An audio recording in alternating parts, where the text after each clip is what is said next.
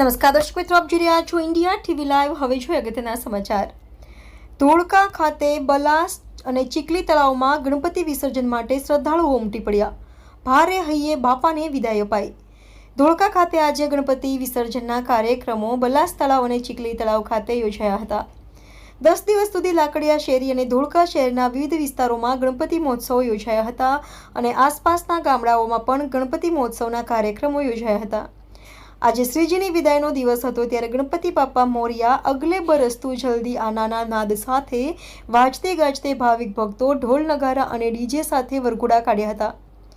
બલાસ તળાવ અને ચીખલી તળાવ ખાતે ધોળકા નગરપાલિકાના ફાયર બ્રિગેડના જવાનોએ આખો દિવસ ઉમદા કામગીરી બજાવી હતી. આ વખતે ગણપતિ વિસર્જનમાં ક્રેનની પણ મદદ લેવામાં આવી હતી. ધોળકાના ડીવાયએસપી પ્રકાશ પ્રજાપતિ, ટાઉન પીઆઈ જેડી ડાંગરવાલા સહિતના પોલીસ અધિકારીઓ અને પોલીસના જવાનોએ ખડે પગે સરાહનીય કામગીરી કરી હતી.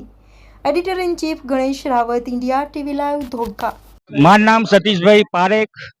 10 દિવસ ઉત્સવ લાકડિયા શેરી બરાબર ઉત્સવ કર્યો, એનો બહુ આનંદ થયો.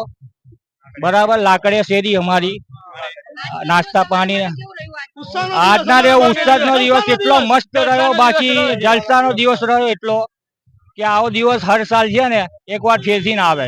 હું એવું ગણપતિ બાપાને મોરિયાને કરું. હા,